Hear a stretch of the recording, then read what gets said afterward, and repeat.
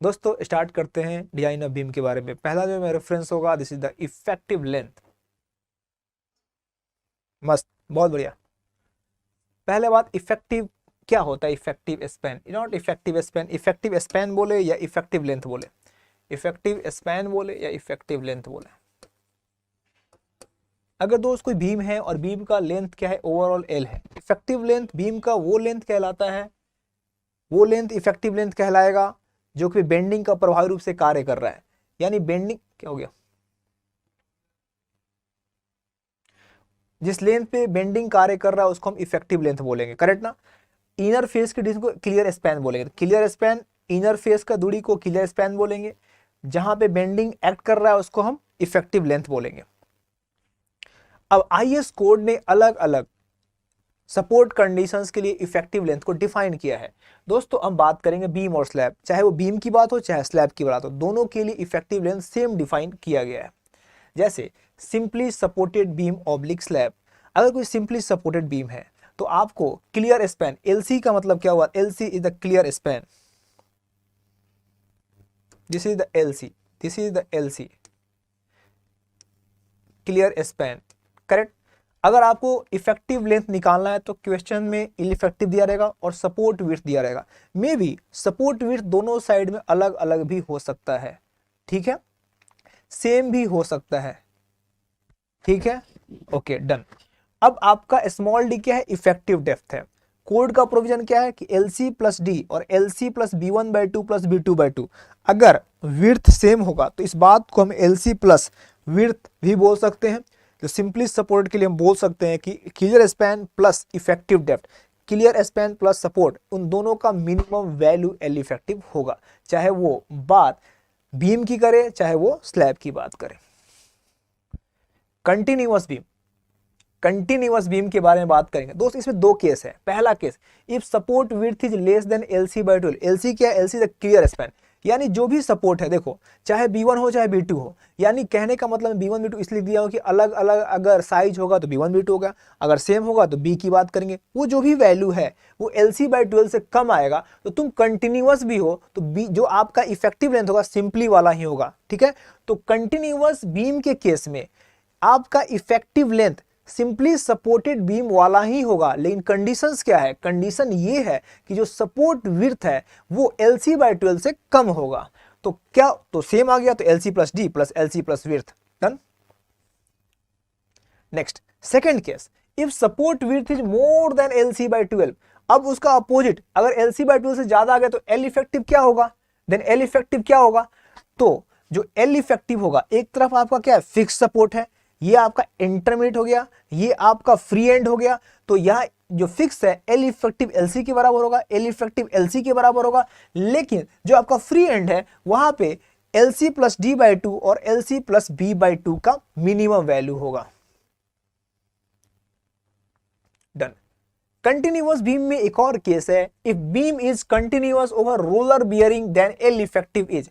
अगर कंटिन्यूअस है और रोलर बियरिंग लगा हुआ है जो कि सामने आपके पिक्चर दिख रहा है, तो आपका L इफेक्टिव, कल के एग्जाम में पूछा सकता है कि रोलर बियरिंग के लिए L इफेक्टिव क्या होगा? Your answer is centre to centre distance between the beam, support. Next cantilever की बात करते हैं, तो कैंटिलीवर के लिए clear span plus effective by D. IS code ने आपको इफेक्टिव लेंथ को डिफाइन किया है। इफेक्टिव लेंथ का बेसिक डेफिनेशन क्या होता है? वो लेंथ बीम का जिस पर बेंडिंग प्रभावी रूप से कार्य करता है। मिशन, अब हम बात करेंगे रिजिड फ्रेम। रिजिड फ्रेम क्या होता है? रिजिड फ्रेम क्या होता है? जो बीम और कॉलम, ये देखो क्या है, this is the column, this one is column, column और बीम के ऊपर स्ट्रक्चर है। ये क्या है आपका? ये आपका बीम है। अगर बीम कॉलम का स्ट्रक्चर है तो जो आपका इफेक्टिव लेंथ होगा वो सेंटर टू सेंटर डिस्टेंस होगा। क्या होगा? सेंटर टू सेंटर डिस्टेंस होगा, करेक्ट। लिसन दोस्तों, अब हम बात करेंगे लॉन्गिट्यूडनल रेनफोर्समेंट के बारे में।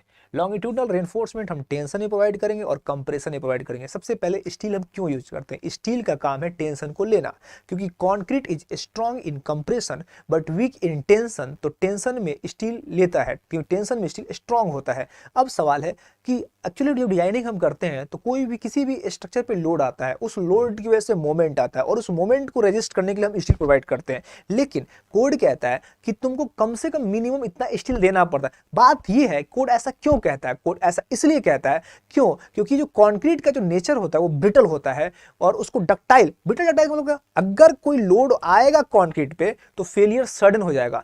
देखो जी, हम कितना भी डिजाइनिंग करें फेलियर हो सकता है, लेकिन हम चाहेंगे हमेशा कि फेलियर सडन ना हो। ठीक है, सडन होने से क्या होगा? ज्यादा नुकसान होगा। हम चाहेंगे कि उसको वार्निंग मिले, यानी उसकी डक्टिलिटी ज्यादा हो। तो इसका मतलब स्टील जब कंक्रीट के अंदर में आता है तो अपना बिहेवियर, जो कंक्रीट का बिहेवियर होता है ब्रिटल से डक्टाइल होता है, यानी उसकी प्रॉपर्टी चेंज होने लगती है, संगत का असर होता है। ऐसे ही स्टील की संगत के कारण कंक्रीट का हरकतें बदल जाती हैं। कंक्रीट ब्रिटल होता है लेकिन स्टील के आने से वो डक्टाइल होता है। लेकिन कितना?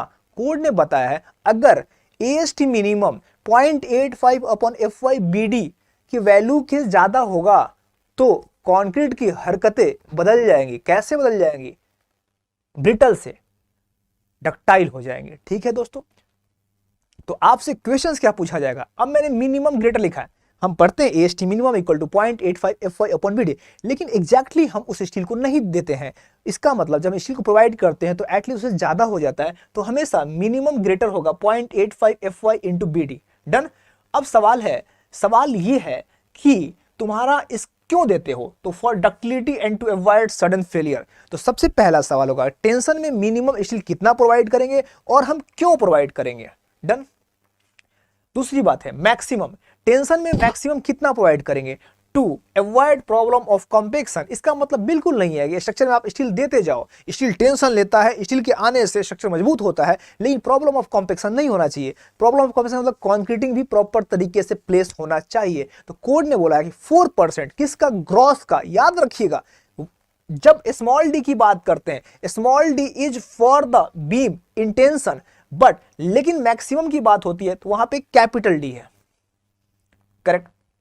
तो दोनों AST मिनिमम का प्रोविजन क्या है टेंशन के लिए, AST मैक्स का प्रोविजन क्या है और क्यों देते हैं, वजह।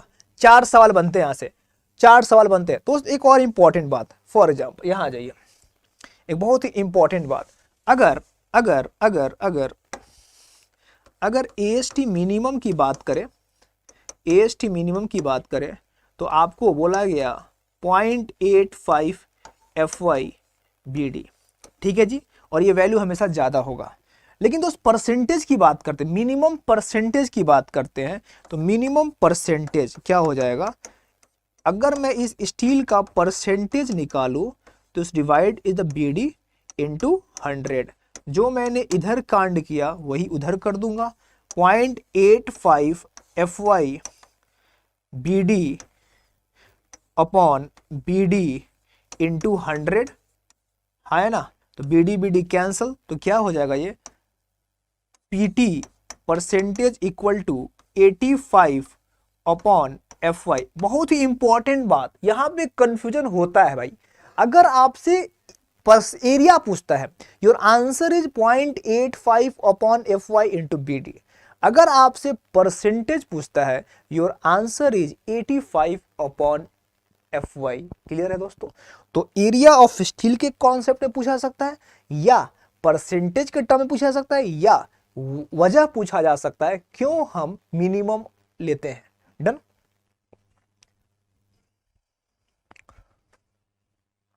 अब हम बात करेंगे हॉरिजेंटल स्पेसिंग के लिए। हॉरिजेंटल स्पेसिंग का पहले मतलब समझ आते हैं। This is very very important provision for the beam point of view. अब देखो जी, ये एक बीम है, ये एक बीम है। डन।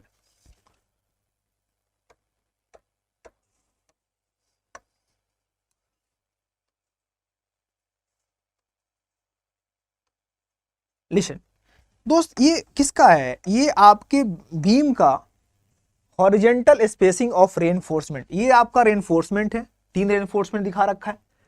बोलता है कि जो हॉरिजेंटल स्पेसिंग होना चाहिए दो सरिया के बीच की spacing, minimum horizontal clear spacing of maximum, बोलता है कि दो बार के बीच का कौन सा क्लियर स्पेसिंग, क्लियर स्पेसिंग का मतलब outer to outer, outer to outer, ध्यान देना, मिनिमम हॉरिजेंटल क्लियर स्पेसिंग किसका, maximum dia of bar if bars are equal, अगर सेम डाया का बार है तो वो, अगर dia of larger dia if bars are unequal, अगर अगर अगर अगर डायामीटर सेम है वो डाया हो गया, अगर डिफरेंट डिफरेंट डाया है, अगर डिफरेंट डिफरेंट डाया है तो आपको मैक्सिमम साइज डाया लेना है, पहला बात। दूसरा बात, nominal size of aggregate plus 5 mm, यानी कोर्स एग्रीगेट जो इसमें यूज कर रहे हो, मैक्सिमम कोर्स एग्रीगेट, जैसे for example 20 mm, 40 mm plus 5 mm, correct.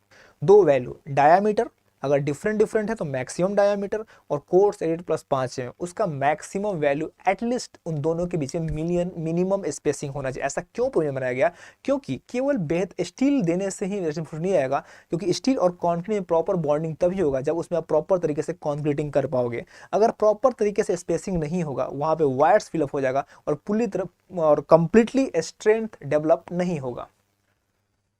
Thank you Virendra. Okay, next, maximum horizontal centre to centre spacing. अब this is very very important. अब ये आपका ये मिनिमम वैल्यू था, अब हॉरिजेंटल की मैक्सिमम वैल्यू है। मैक्सिमम वैल्यू जो डिफाइन किया गया है, मैक्सिमम उसको डिफाइन किया गया है सेंटर टू सेंटर। कहां से किया गया है, सेंटर टू सेंटर। अब बोलता है कि अगर मैक्सिमम वैल्यू होगी ना तो इस सेंटर से लेके इस सेंटर के बीच की वैल्यू होगी, ये डिफाइन किया गया है मैक्सिमम के लिए। किसके लिए किया गया है, मैक्सिमम के लिए। और जो पहले वाला कोड दिखाया गया है वो मिनिमम के लिए, वो दिखाया गया है मिनिमम के लिए। यानी दो बार के बीच की हॉरिजेंटल स्पेसिंग, दो बार के बीच की हॉरिजेंटल स्पेसिंग आपका मिनिमम होना चाहिए, करेक्ट ना। कितना होना चाहिए, dia of bar, maximum dia of bar और कोर्स एग्रीगेट प्लस 5 mm उनका मैक्सिमम।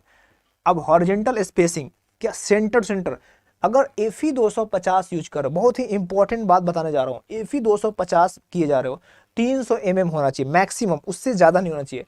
एफी 415 कर तो 180, और एफी 500 कर रहे हो 150। अब आपके मन में सवाल होगा कि सर जैसे जैसे ग्रेड बढ़ रहा है स्पेसिंग, जो दो सरिया के बीच का मैक्सिमम स्पेसिंग वो कम हो रहा है, वजह क्या है। देखो जब डिजाइनिंग करते हैं तो डिजाइनिंग में जो 400-500 का स्ट्रेंथ ज्यादा होता है 0.0042, इसका स्ट्रेंथ उससे कम होता है 0.0038, इसका स्ट्रेंथ उससे कम होता है 0.001, करेक्ट। अब जब ये स्टील होगा तो स्ट्रेन ज्यादा होगा, स्ट्रेन ज्यादा होगा, स्ट्रेन और श्रिंकेज की वजह से क्रैक्स आता है, इसका स्ट्रेन जाता है, दैट्स व्हाई इसका जो स्पेसिंग है कम है। अगर कॉन्सेप्चुअल थ्योरेटिकल सवाल पूछा जा सकता है आपको कि क्यों कम होता है, तो आप बोलोगे क्योंकि स्ट्रेन इसमें ज्यादा होता है, दैट्स व्हाई। आई थिंक यहां तक क्लियर है सब कुछ, क्लियर है यहां तक, एक बार कंफर्म कर दीजिए। अभी तक हम लोगों ने इफेक्टिव लेंथ का रिवीजन किया, मिनिमम स्टील की बात किया, मैक्सिमम स्टील की बात किया, और हॉरिजॉन्टल स्पेसिंग की बात करिए। ऑल राइट, ऑल राइट, बड़ी बड़ी शांत बैठ गए भाई, समझ में आ रहा है, ठीक है, well done, well done. Next, अब दोस्त हम बात करेंगे नॉमिनल कवर के लिए। वेल डन, अरे वाह, बहुत बढ़िया, बहुत बढ़िया। Nominal cover, this is very very important. Nominal cover हम क्यों देते हैं, सबसे पहली बात कि स्टील को एक प्रॉपर कवर देते हैं ताकि कोई भी इफेक्ट, कोई भी मॉइस्चर्स की वजह से स्टील हमारा इफेक्टेड ना हो, हमारी स्ट्रक्चर की ड्यूरेबिलिटी बनी रहे। IS 456 ने अलग अलग इन्वायरमेंटल एक्सपोजर कंडीशंस के तहत हमें मिनिमम नॉमिनल कवर दिया है। अगर मैंने आप लोगों को मैंने इंट्रोडक्शंस क्लास में बता रखा था mild, moderate, severe, very severe, extreme का क्या मतलब होता है। यहाँ हम बात करेंगे कि नॉमिनल कवर माइल्ड के लिए 20, मॉडरेट के लिए 30, सीवियर के लिए 45 और वेरी सीवियर 50 और एक्सट्रीम 75 लगा। दिस द मिनिमम, यानी इससे कम नहीं, ज्यादा दे सकते हैं, इससे कम नहीं दे सकते हैं। ठीक है दोस्तों, डन। अब आते हैं इसमें बहुत बेहतरीन अच्छे अच्छे क्वेश्चंस बनते हैं यहाँ से, कि अगर ये आपका बीम है,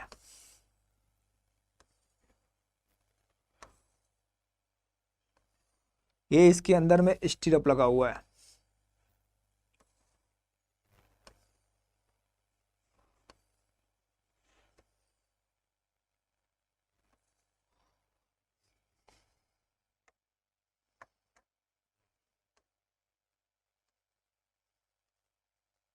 done.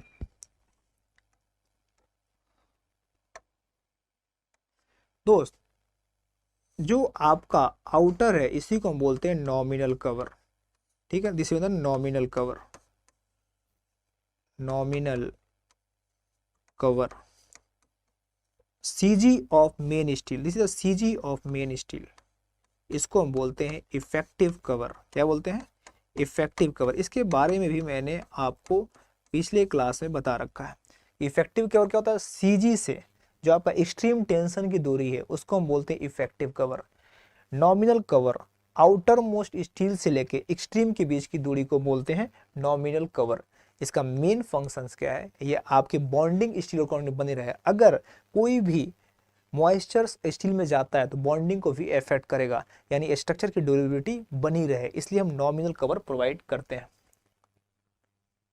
Okay Dharmendra, thank you so much. Done. Okay दोस्त, एक बहुत ही इंपॉर्टेंट बात है, जैसे कि आपको बताया गया कि 20 mm माइल्ड होता है, लेकिन माइल्ड में 20 mm होता है, लेकिन कोड का प्रोविजन है कि अगर माइल्ड में 12 mm का डाया या उससे कम डाया यूज करते हैं तो इसको हम 15 mm भी किया जा सकता है। तो सवाल पूछा जाएगा माइल्ड में कितना होगा, तो आंसर होगा 20। माइल्ड को कब 5 mm कम कर सकते हैं? तो कंडीशन होगा when you use the dia of the bar 12 mm या लेस। तो वहां लिख दिया गया आपको कि for main reinforcement up to 12 mm diameter bar for mild exposure the nominal cover may be reduced by 5 mm। Done. एक और इंपॉर्टेंट बात, अगर एक्सपोजर कंडीशन सीवियर और वेरी सीवियर है, ठीक है, तो रिडक्शन 5 mm का कर सकते हैं। कब? M35 से ज्यादा यूज करने पे, यानी सीवियर में तो मिनिमम हम यूज M30 करते हैं, तो 30 पे नहीं करेंगे। जब 35 यूज करेंगे या उससे ज्यादा यूज करेंगे, यानी वेरी सीवियर केस में, तब अगर सीवियर में यूज करते हैं 45 तो उसको 40 कर सकते हैं, अगर वेरी सीवियर 50 यूज करते हैं तो उसको 45 यूज कर सकते हैं। तो सवाल ये बनता है कब कब 5 mm कम करोगे? तो दो बातें, अगर माइल्ड में 12 mm या उससे कम डाया यूज करोगे तो माइल्ड को 20 से 15 कर सकते हैं। अगर सीवियर और वेरी सीवियर में ग्रेड ऑफ कॉन्क्रीट M35 से ज्यादा यूज करते हैं उसको हम 5 mm कम कर सकते हैं। लिसन दोस्तों, आज के जो टॉपिक थे effective length, AST minimum, AST maximum और नॉमिनल कवर, ये 4 टॉपिक है, उनसे हम आज सवाल करेंगे। क्वेश्चन नंबर 1 आपके सामने है। Yes Gyanendra Kumar Singh, a simply supported RC beam having clear span 5 metre and support width, एक बीम आपके सामने है, उस बीम का क्लियर स्पैन 5 मीटर दे रखा है और सपोर्ट विड्थ 300 mm दे रखा है, has the cross section as shown in the figure, cross section सामने है, इफेक्टिव डेप्थ 400 है, विड्थ 250 mm है। What is the effective span of the beam? What is the effective span of beam? Comment please, comment. Siddharth Patel, गलत है आपका। Shivansh, nominal cover और clear cover एक ही चीज होता है, ठीक है, और इफेक्टिव कवर सीजी से होता है। कौशिक सही है, Kaushik, Shraddha, Renu, Sanjay, Vivek, Shivani, Shivam, Akanksha, Prabhat, Abhishek, Sadhana, very good, well done. Lakshmi, Shilpa, Shivam, आप सबका सही, ए वालों सबका सही है। देखो भाई, L effective in case of simply supported, अभी बताया ना, minimum value of LC plus D और एलसी प्लस विड्थ। अब आपका एलसी कितना है? 5 मीटर, इफेक्टिव डेप्थ कितना है? 500, एमए में दे रखा, आंसर एमए दे 5000 बोल दे उसको, तो 5000 एलसी प्लस 400 इफेक्टिव डेप्थ, तो ये कितना होगा? 5400 mm। अगर सपोर्ट की बात करें तो सपोर्ट कितना दे रखा है? 300, तो कितना हो जाएगा? 5000 plus 300, this is the 5300 mm, है ना। तो मिनिमम वैल्यू आपका कितना होगा? 5300। मैक्सिमम लोगों ने सही आंसर दिया है, वेल डन। क्लियर है दोस्त?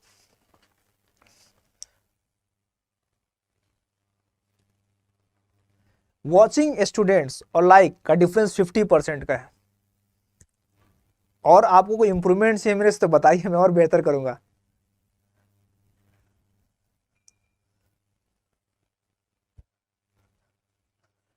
क्वेश्चन नंबर 2, एज पर IAS 456 the effective length of a cantilever shall be taken as. Abhishek poll सब में शो नहीं कर पाता है, डेट्स वाई मैं नहीं कर रहा हूं, ठीक है, बहुत कंफ्यूजन होता है और पोल सामने आता है तो मैं कमेंट नहीं पढ़ पाता हूं, तो बेहतर होगा आप आंसर देते जाइए जब आपके टॉपिक समझ आएगा, जिससे दिक्कत होगा।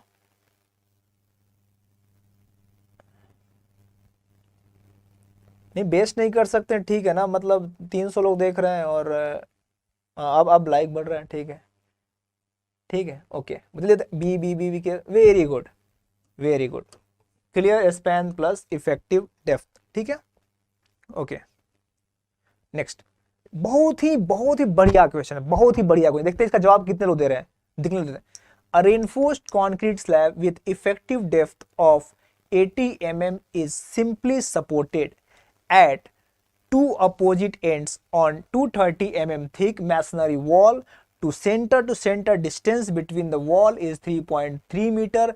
As per IS 456/2000, the effective span of the slab।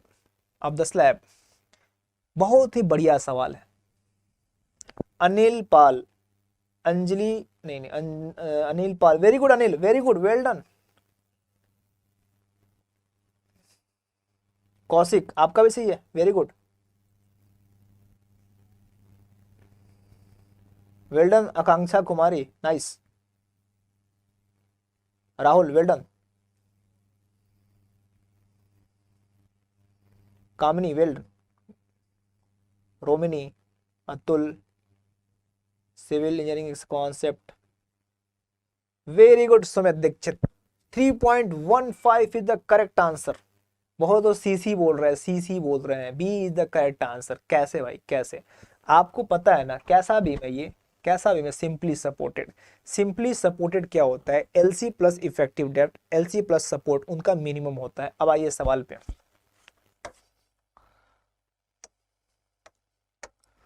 अगर ये सिंपली सपोर्टेड बीम है, अब सवाल में क्या क्या दिया है?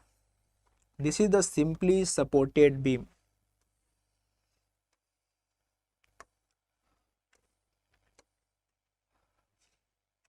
This is the simply supported beam, done.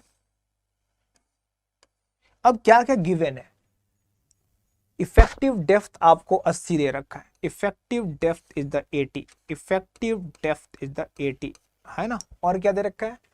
To opposite thick, 230 mm, 230 mm का हमें सपोर्ट विड्थ दे रखा है, 230 mm का। सेंटर टू सेंटर डिस्टेंस दे रखा है, तो 230 mm का सपोर्ट दे रखा है।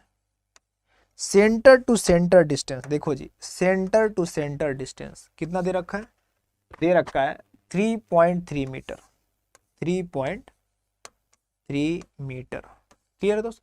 तो गिवन जो भी आपके डायमेंशन है वो मैंने आपको शो कर दिया।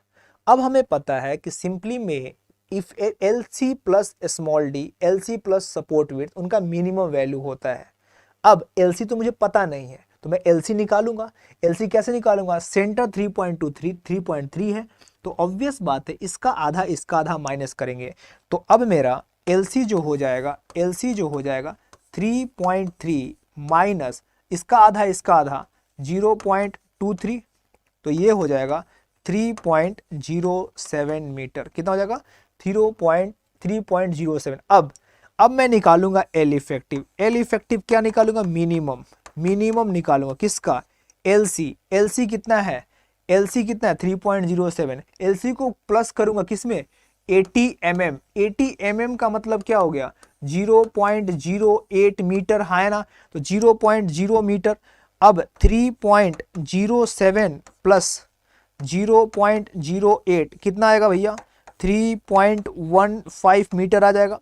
अगर मैं बात करता हूं सपोर्ट का, 3.07 LC प्लस 0.23, तो 3.3 मीटर, हाँ है ना। मिनिमम कितना हो गया? 3.15 मीटर। था ना बढ़िया सवाल? Very good very good, maximum बच्चों ने बढ़िया जवाब दिया, well done. Next question number 4 on screen, question number 4 on screen. IS 456 2000 recommends to provide certain minimum steel in a RCC beam। जो स्टील हम मिनिमम प्रोवाइड करते हैं 0.85 अपॉन FY इंटू PD, क्यों प्रोवाइड करते हैं? To ensure compression failure, to avoid rupture of steel in case of flexure failure occurs, to hold the strap steel in positions, to provide enough ductility to the beam। ये गलत नहीं होना चाहिए। Pradeep Maurya, Deepak, Shivani, Himanshi, Ravikant, Shraddha, Himanshi, Romani, Ravikant, Amita, Priyanka, Rahul, Ram Prakash, Ratnesh, Himanshi, Soni, Sonia, Vivek, Atul, Anjali, Anjali, very good. To provide enough ductility, to provide enough ductility यानी options इसी को और घुमा के दिया जा सकता है कि सडन फेलियर ना हो। डक्टिलिटी होगा तो हम वार्निंग देंगे, ठीक है। जो ब्रिटल होगा वो सडन फेलियर होगा, तो स्टील मिनिमम देने से उसके अंदर डक्टिलिटी आती है ताकि उससे वार्निंग मिले। Very good, well done, nice performance to all of you, thank you so much. Correct. Question number 5 on screen board, minimum tension steel in RC beam needs to provide. तो पहले वाला पिछला वाला सवाल और ये दोनों सवाल सेम है, अब मैंने ऑप्शंस बदल दिए। पहले वाले में ऑप्शंस डक्टिलिटी के फॉर्म में था, अब हमने ऑप्शंस को चेंज कर दिए। Well done Akanksha, Shilpa, Shraddha, Abhay, Vivek, very good, quick quick quick quick quick. तो वही बात है, प्रिवेंट सडन फेलियर। तो एक ही सवाल को कई तरीके से पूछा जा सकता है। The minimum area of tension steel in a beam shall be greater than। जो मिनिमम होता है आपका AST minimum 0.85 upon FY into BD, हमेशा इससे ज्यादा एरिया होना चाहिए। This is the 0.85 upon FY into BD। Okay great, सबका सही। ए दिख रहा है यार, केवल ए दिख रहा है, अब मजा आता है, बहुत बढ़िया, ये होता है। Minimum percentage of tension steel, question number 7 on screen board. Minimum percentage of tension steel in on RCC beam for Fe 500 steel. Fe 500 steel के लिए परसेंटेज क्या होगा? क्वेश्चन नंबर 7, परसेंटेज के लिए क्या बोला था? पीटी मिनिमम क्या होता है?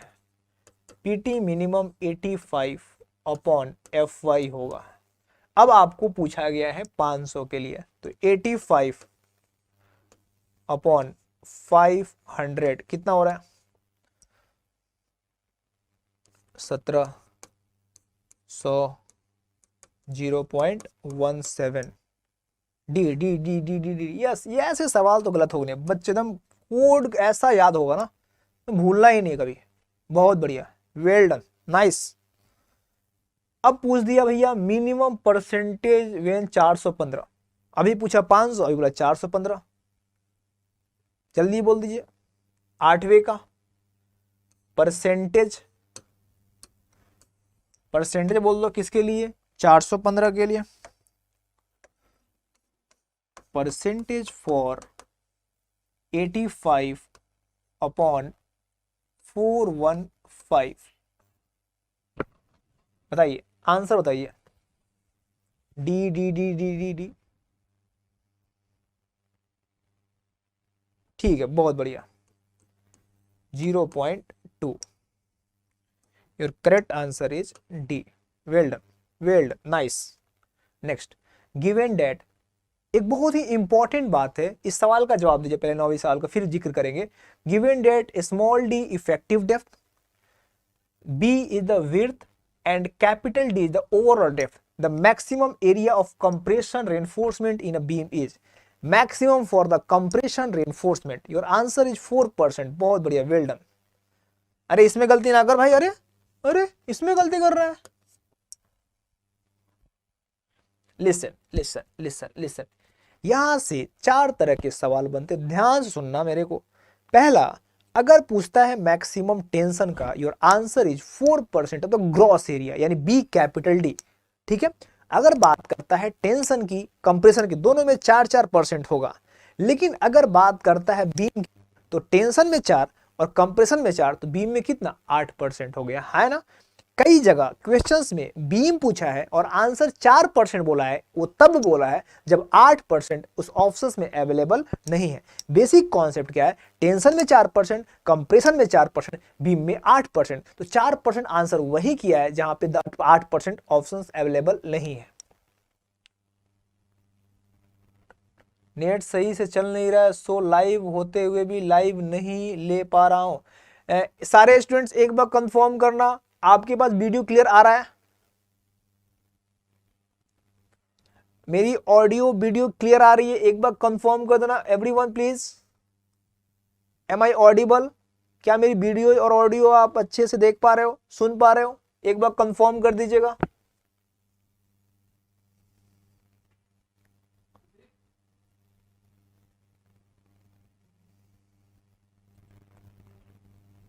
Yes yes yes yes yes yes yes sir, confirm confirm confirm. Okay Om, ये आपके खुद के नेटवर्क का दिक्कत है, मेरे यहाँ से कोई दिक्कत नहीं है। आप कोशिश कीजिए आप, ठीक है। डिफ्लेक्शंस क्राइटेरिया अभी कहाँ पढ़ाया हो, डिफ्लेक्शंस कल पढ़ाऊंगा, ठीक है अतुल, कल पढ़ाऊंगा इसको, ठीक है ओके। तो दोस्त मैक्सिमम रेनफोर्स में कोई गलती नहीं होनी चाहिए। अब next, in an RCC beam of width B, overall depth capital D exceed 750 mm, अगर बीम में 750 mm से ज्यादा होता है, अगर बीम का ओवरऑल डेप्थ 750 से ज्यादा आता है, कल साइड रेनफोर्समेंट देना पड़ता है ना, उसके अंदर टॉर्सन्स का इफेक्ट आ जाता है, श्रिंकेज आना लगता है, और श्रिंकेज एंड क्रैकिंग्स आना शुरू हो जाता है। तो सवाल ये है, when ever side reinforcement you provided side reinforcement, आप कितना स्टील दीजिएगा, सवाल ये है। तो 0.1%, वेरी गुड, 0.1%, और उसी में मैक्सिमम टेंशन थे, और answer is C, very good, very good. तो करेक्ट आंसर इज 10 का C. Question number 11, nominal cover to reinforcement is provided.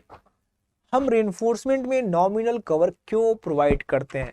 You have 4 statement, आपको बताना है इन चारों स्टेटमेंट में कौन सा स्टेटमेंट करेक्ट है।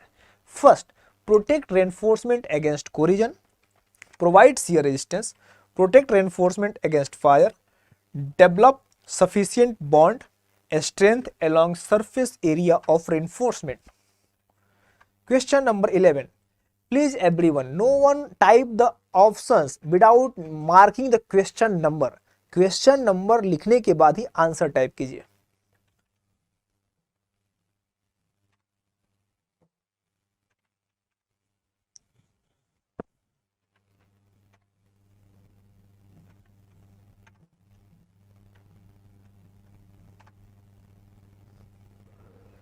Well done.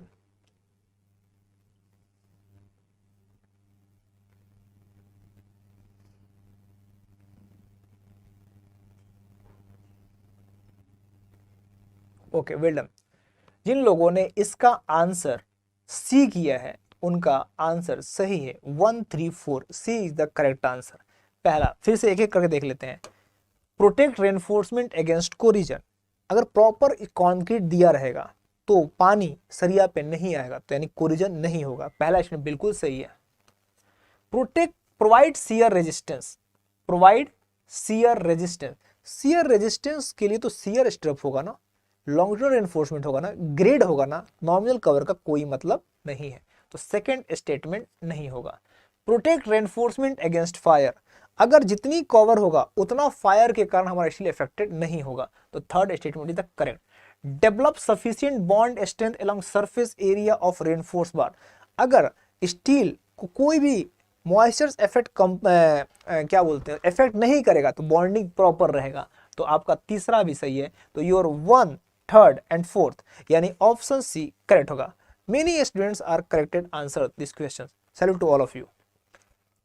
Question number 12, the maximum area of tension reinforcement in beam shall not exceed, the maximum area of tension reinforcement in a beam shall not exceed Saurabh Kumar, वो सब कुछ लोगों को प्रॉब्लम आ रहा है इसलिए नहीं किया मैंने, ठीक है। 4%, 4%, ठीक है। What shall be the maximum area of reinforcement in compression and in tension to be provided in RC beam respectively? आप देख रहे हो कोड को इतना सवाल घुमा घुमा के दिया जाएगा ना कि मैं गारंटी कर रहा हूं आपको, मैं रिवीजन नहीं करने दूंगा भाई। 2023 में तो कोड तो आपके खून खून में दौड़ेगा, खून खून में दौड़ेगा। अब आपको इतना कॉन्फिडेंस हो जाएगा ना कि यार क्या आप करा रहा है, यार क्या करा रहा है, ऐसा हो जाएगा, ऐसा हो जाएगा, नहीं पढ़ना है, याद भूल ही नहीं पा रहे हैं। 4-4, very good, 4-4।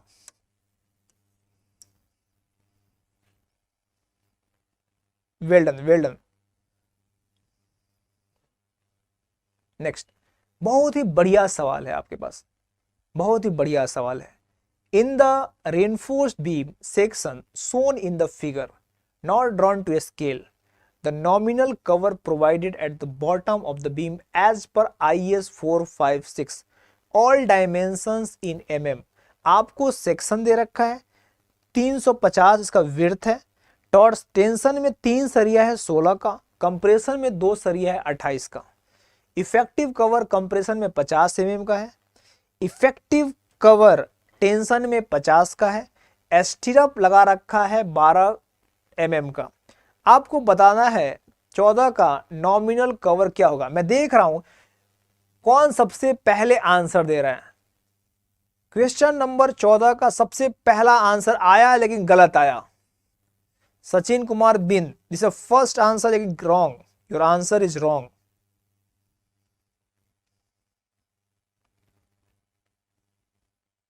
Praduman Patel, well done, nice.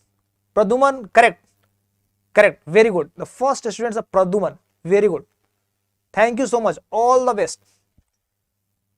Listen, आपको देना है नॉमिनल कवर। नॉमिनल कवर का मतलब क्या हुआ कि जो शियर है उसके बाहर वाली दूरी।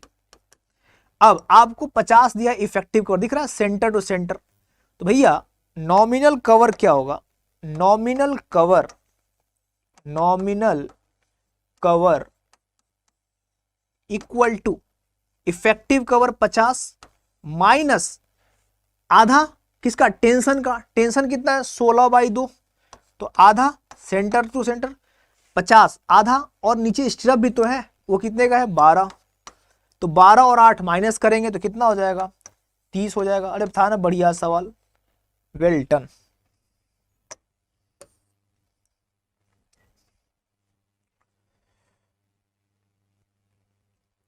ओके सचिन, अंतिमा, सचिन, हिमांशी, अगर सर नंबर ऑफ बार 2 या 3 लेयर में दिया हो तो इफेक्टिव कवर कहां से लेगा, सेंटर पे लेंगे, जिनपिंग सेंटर पे लेंगे, 2-3 लेयर है तो सेंटर पे ले लेंगे, है ना। चलो 15 नंबर सवाल, a reinforced concrete beam with width 250 mm है, 250 mm and effective depth 400 mm is reinforced with Fe 415 steel as per the provision of IS 456 2000। the minimum,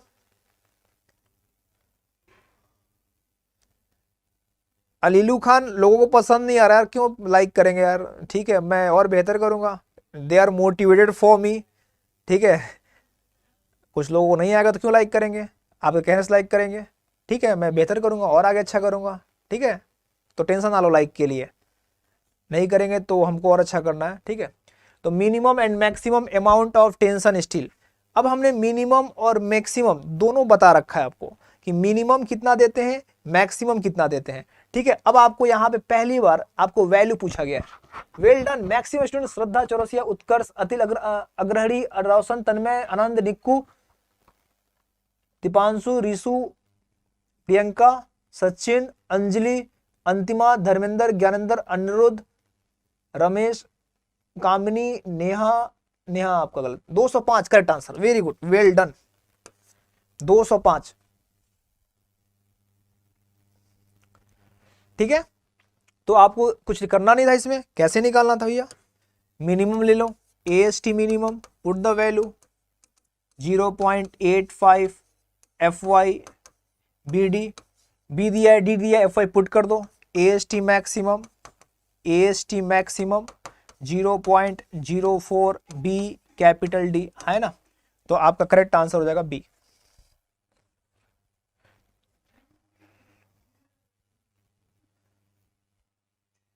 question number 16, consider the following statements, 3 statement है आपके सामने। The reinforcement in reinforce concrete beam shall have concrete cover, the thickness of such cover shall be not less than.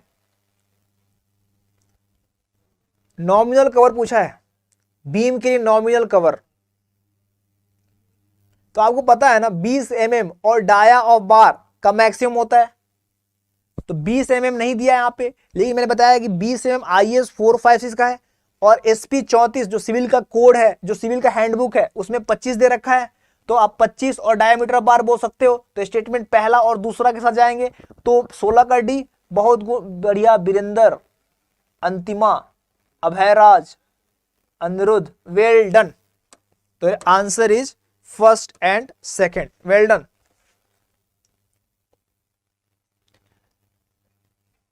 यार जिम्पिंग क्यों पढ़ने आ गए तुम हिंदुस्तान में, यार तुम वहीं देखो यार उत्तर कोरिया में।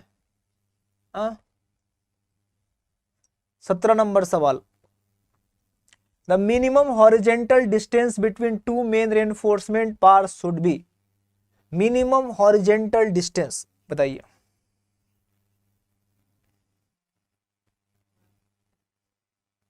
अच्छा जिनपिंग चाइना से है, अच्छा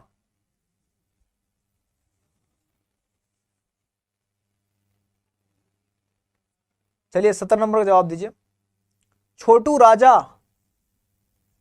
बहुत बढ़िया, diameter of bar larger 5 mm, क्या बोल रहे हो, 5 mm more than the nominal aggregate whichever is higher, 5 mm more than nominal aggregate, very good Chhotu Raja. Chhotu Raja, Nidhi, Rahul, Divyakant Rana, Ankur, Swati Vishwakarma, Shreya Singh, Deepanshu, Ritu, Anil, Anita, Divyakant, Prachi, Divyakant, Richi, Aniruddh, Romini, Atul, Vivek, Ankur, Anjali, Praduman, Ajit, Romini, बहुत बढ़िया, वेल डन अंजलि। तो correct answer number A is the correct answer.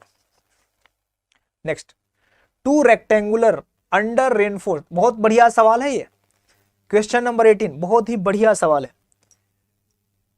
To rectangular under reinforced concrete beam section X and Y, under reinforcement नहीं, under reinforce concrete, हाँ ठीक है, दो rectangular section है जो कि अंडर रेनफोर्स है, एक सेक्शन एक्स है, एक वाई है। Similar in all aspect, similar in all aspect का मतलब ग्रेड सेम, कंक्रीट के, स्टील के, बी डी सब कुछ सेम, सब कुछ सेम, सब कुछ same. Longitudinal compression reinforcement in Y is 10% more, only difference is कि जो लॉन्गिट्यूडनल रेनफोर्समेंट है कंप्रेशन में, वो वाई का 10% ज्यादा, यही डिफरेंस है बस, करेक्ट ना, समझ आ रहा है?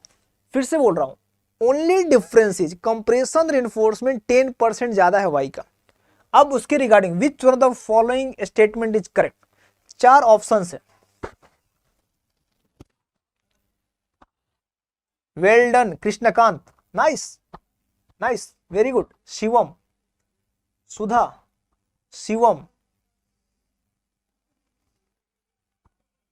बाकी लोग, अंजलि चौरसिया गलत है आपका, Rinsu well done, Romini well done, Ankur Verma well done, nice nice nice nice, A is the correct answer. कैसे भैया, देख लो देख लो देख लो देख लो देखो, ये बना दिया मैंने सेक्शन एक्स, ये 2 सेक्शन आइडेंटिकल सेक्शन है, ये 2 आइडेंटिकल सेक्शन है, 2 आइडेंटिकल सेक्शन है। क्या बोलता है कि जो स्टील है टेंशन में और कंप्रेशन में, टेंशन में तो सेम है लेकिन कंप्रेशन में 10% ज्यादा है, 10% ज्यादा है, करेक्ट।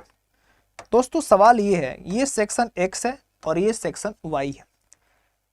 अब जो अगर मैं बात करता हूं तो जो स्टील है, स्टील इन कंप्रेशन, स्टील इसको मैं बोल देता हूं 1, इसको मैं बोल देता हूं 1, इसको मैं बोल देता हूं 2।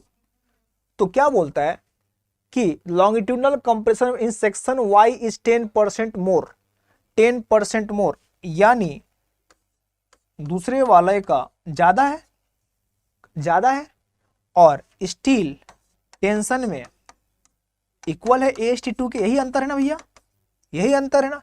अरे यार स्टील ज्यादा तो स्ट्रेंथ ज्यादा ना, है ना।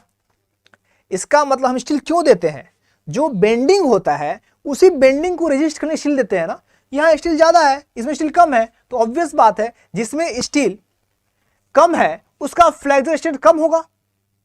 तो सेक्शन एक्स हैज लेस, ये भी सही है, फ्लेक्सर स्ट्रेंथ इक्वल इक्वल, ये तो सी और डी एलिमिनेट हो गया, सी और डी एलिमिनेट हो गया, ठीक है ना, क्लियर है ना। स्टील जिसमें ज्यादा उसकी फ्लेक्सर स्ट्रेंथ ज्यादा, डन। तो और अंडर एनफोर्समेंट दोनों है, तो ऑब्वियस बात है स्टील कम है तो उसकी डक्टिलिटी भी कम होगी उसके तुलना में। तो section X has less flexure strength and less ductile than Y. बहुत बढ़िया, इस सवाल में बहुत से बच्चों ने सही आंसर दिया है, बहुतों का मैं नाम नहीं ले पाया हूं, लेकिन बहुत ही बढ़िया एफर्ट था, मजा आ गया।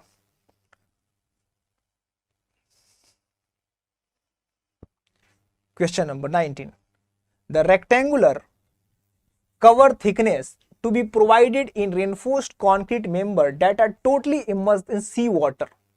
ध्यान देना, totally immersed in sea water। पहले एक बार आंसर कर दो भाई, आंसर कर दो 19 का जल्दी से। कृष्णकांत, वेल डन, बहुत बढ़िया जवाब है, बहुत बढ़िया। पहला आंसर कृष्णकांत का था और बिल्कुल सही है, बहुत ही बढ़िया। अभय राज, बहुत बढ़िया। बी डी डी किया रहे, अरे भैया सुनो सुनो सुनो सुनो, सी वाटर है, सी वाटर आएगा सीवियर में, सीवियर के लिए मिनिमम होता है 45। तो आपसे यहां क्या पूछा है, सवाल पढ़िएगा ध्यान से, एडिशनल पूछा है, एडिशनल कर पूछा है।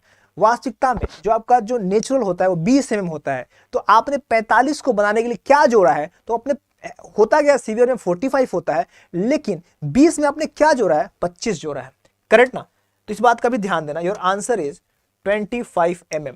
यहां केवल सीवियर नहीं पूछा गया है, अगर केवल सीवियर की बात होती तो आपको अगर एडिशनल शब्द हटा दिया था तो करेक्ट आंसर आपका 45 था, जो ऑप्शंस में अवेलेबल नहीं है। तो यहां पे एडिशनल पूछा गया था, ठीक है, वेल डन, समझ में आ गया।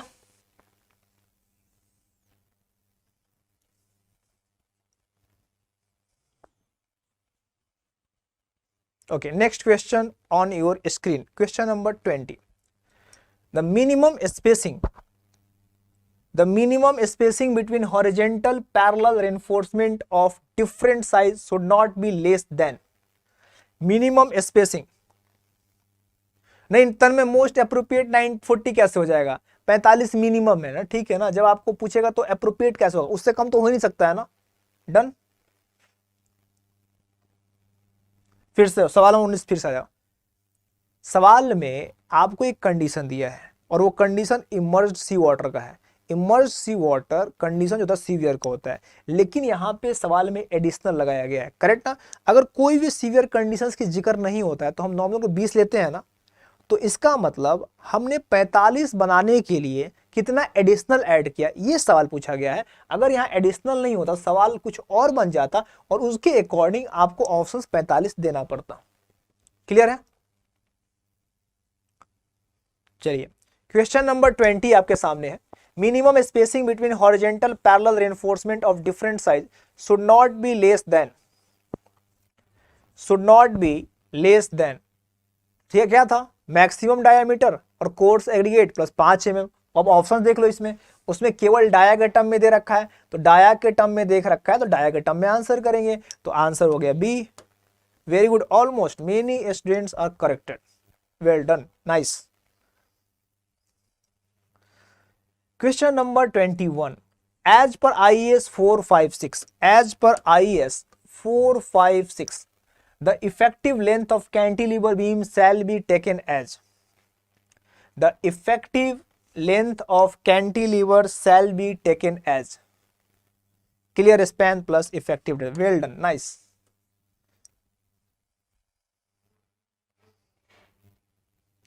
The minimum tension reinforcement in the beam of size 450 into 600 mm, effective depth 550 दे रखा है। 22 का, which students give the answer first, question number 22, question number 22, question number 22।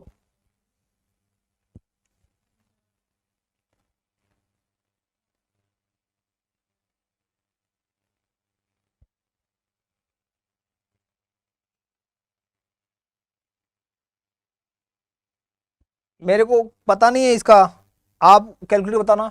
Minimum का क्या होता है फॉर्मूला, मिनिमम पूछा गया है 0.85 FY/BD, तो 0.85 grade is the 500 width of beam, कितना है भैया 450, स्मॉल डी कितना है 550, बताइए 420 आ रहा है, 420 आ रहा है, ठीक है भैया। सचिन आप पे भरोसा कर लिख दे रहा हूं मैं, चलो ऑल राइट। देख रहे हो मिनिमम स्टील मैक्सिमम स्टील से जितने तरह के सवाल बनते हैं वो सारे सवाल आपसे करा दिया।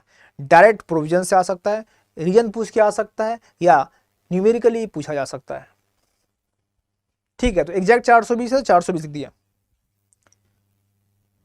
The criteria for minimum and maximum area of tension steel requirement in reinforced concrete beam, singly reinforced as per 4, 5, 6, 2000 is respectively area of steel A से दे रखा है, B width of beam है, D effective depth है, D capital D depth of beam है, FY characteristic yield strength of reinforcement है। ये पूरा provision है, यानी एरिया हमेशा AST मिनिमम से ज्यादा होना चाहिए, ज्यादा या बराबर 0.85 FY 0.85 FY। इसमें ऑप्शंस में कुछ टाइपिंग मिस्टेक लग रहा है मुझे, तो यहां पे हम FY कर दो सी वाले में, ठीक है दोस्त। अब टाइपिंग एरर था, मैंने सी वाले में 0.85 कर दिया है, यानी AST मिनिमम BD इधर जाएगा 0.85 FYBD, या तो AST मिनिमम ज्यादा होना चाहिए बराबर होना चाहिए, सही है। AST मैक्स कम होना चाहिए या उससे कम होना चाहिए BD क्रॉस सेक्शन का, तो आपका आंसर हो जाएगा सी, ठीक है डन।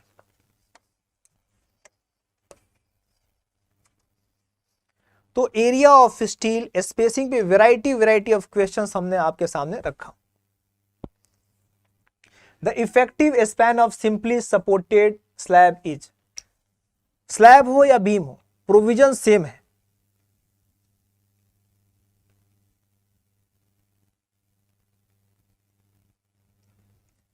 आपका इफेक्टिव सिंपली सपोर्टेड बीम और स्लैब का सेम है, LC प्लस डी और LC plus width of support उनका मिनिमम वैल्यू हम लेते हैं। अब जो 4 ऑप्शंस हैं उन ऑप्शंस के अकॉर्डिंग आपको कमेंट करने हैं।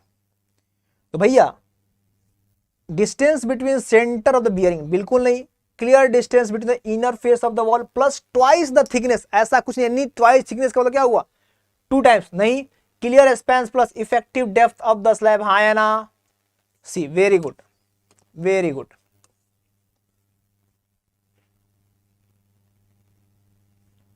सी आंसर हो,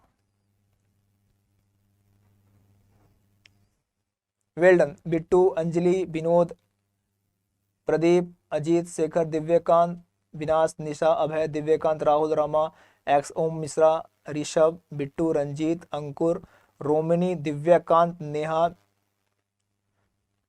Swati, Sumit Rajput, Kashish, Himanshi, Gaurav, Nisha Verma, Romani Yadav, Lavkush Shukla, Deepanshu, well done, salute to everyone, very good, nice effort. देखा आप लोगों ने मैंने एरिया ऑफ स्टील को कैसे कितने तरह से सवाल दिया, किस तरह से इफेक्टिव स्पेन में तमाम अलग अलग तरीके से हम लोगों ने सवाल किया। दोस्तों आज का आखिरी सवाल, आज का आखिरी सवाल, the minimum horizontal distance between the 2 main reinforcement bars should be, the minimum horizontal distance between the 2 main reinforcement bars should be,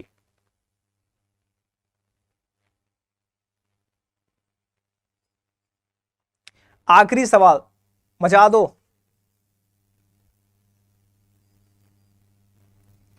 दम बेहतरीन कर दो आज की रात। लास्ट सवाल दम सबका बहुत बढ़िया। मैं नाम नहीं पढ़ पा रहा हूं, ए दिख रहा है, केवल ए दिख रहा है, ए दिख रहा है, ए दिख रहा है। अरे वाह, well done, salute to all of you.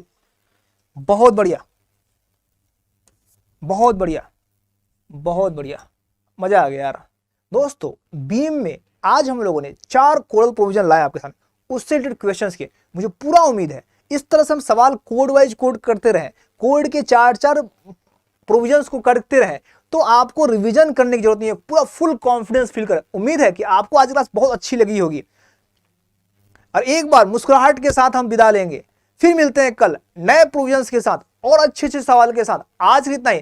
Thank you so much to all of you. Good night.